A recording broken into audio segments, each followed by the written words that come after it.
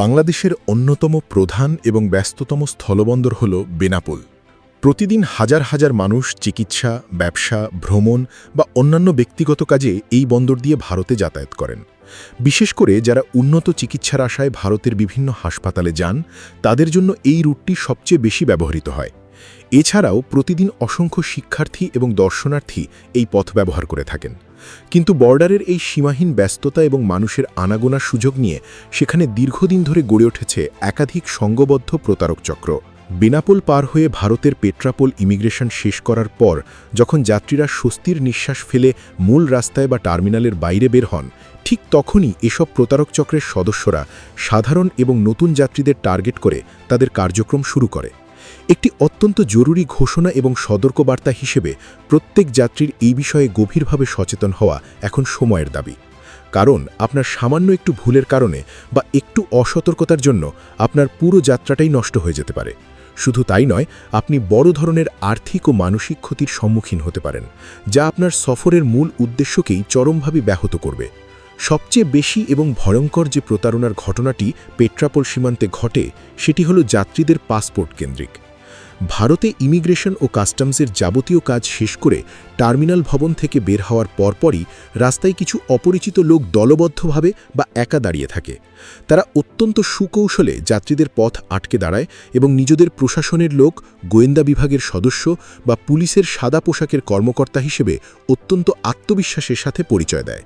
তাদের কথাবার্তা, হাঁটাচলা ও আচরণ এমন থাকে যা দেখে সাধারণ যাত্রীরা, বিশেষ করে যারা জীবনে প্রথমবার ভারত ভ্রমণ করছেন, তারা অনেক সময়ই ঘাবড়ে যান বা ভয় পেয়ে যান। তারা বিভিন্ন অজুহাতে যাত্রীদের কাছে পাসপোর্ট দেখতে চায়। তারা এমন ভাব করে যেন তারা সরকারি অত্যন্ত গুরুত্বপূর্ণ দায়িত্ব পালন করছে। কিন্তু একবার যদি আপনি তাদের ধমকে বা কথায় ভয় পেয়ে তাদের হাতে আপনার মহামূল্যবান পাসপোর্টটি তুলে দেন, তবেই শুরু হয় তাদের আসল তালবাহানা ও মানসিক নির্যাতন। তারা আপনার পাসপোর্টের পাতা উল্টে পাল্টে দেখে বলতে শুরু করে যে আপনার পাসপোর্টে ভুল আছে, আপনার ভিসায় মারাত্মক সমস্যা আছে, ইমিগ্রেশনের সিল ঠিকমতো দেওয়া হয়নি, বা অন্যান্য কাল্পনিক অভিযোগ তুলে আপনাকে ভয় দেখাতে শুরু করে। তারা আপনাকে এমনভাবে বোঝাবে যেন এখনই আপনাকে ধরে জেলে পাঠানো হবে অথবা দেশে ফেরত পাঠানো হবে। এরপর তারা সেই কাল্পনিক সমস্যার সমাধানের নামে আপনার কাছে মোটা অঙ্কের টাকা দাবি করে বসে।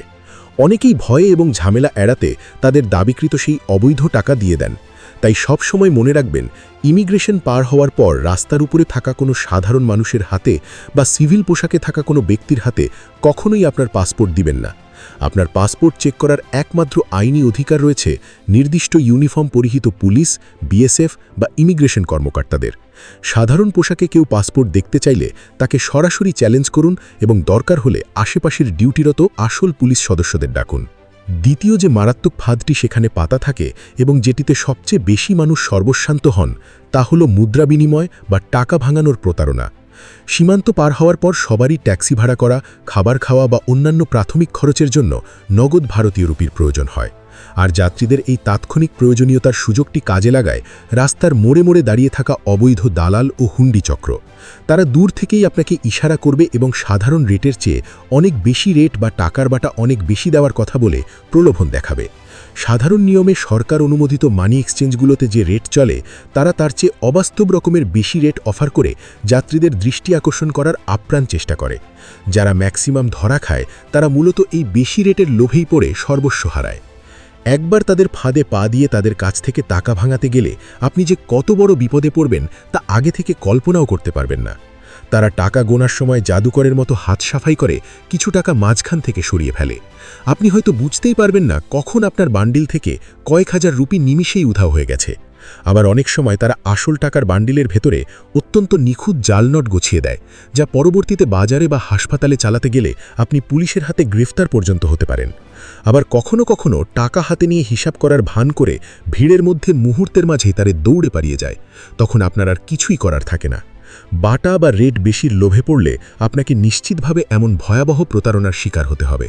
এই দালালদের পাল্লায় পড়ে অনেকেই তাদের চিকিৎসা বা ভ্রমণের জন্য জমানো সম্পূর্ণ টাকা হারিয়ে একেবারে নিঃস্ব হয়ে দেশে ফিরে আসতে বাধ্য হন।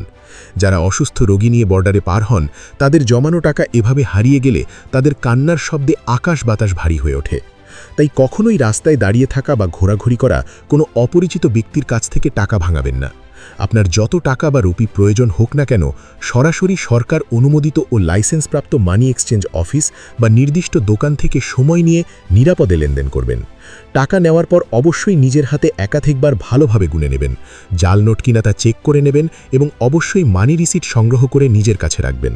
মনে রাখবেন, রাস্তায় যারা বেশি রেটের কথা বলে আপনাকে বারবার ডাকে, তারা কেউই আপনার উপকার করার জন্য সেখানে দাঁড়িয়ে নেই।